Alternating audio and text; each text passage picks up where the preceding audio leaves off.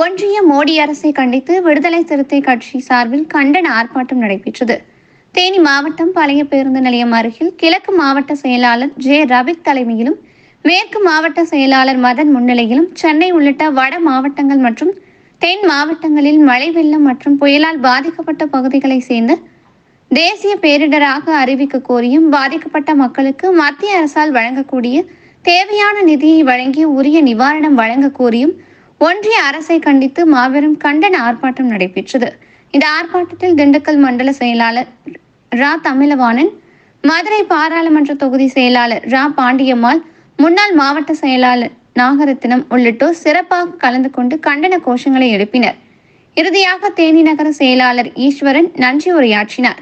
மேலும் கூட்டத்தில் 500க்கும் மேற்பட்ட விடுதலை சிறுத்தை ஐயனார் கலந்து கொண்டு கண்டன முழக்கங்கள் எழுப்பினார்.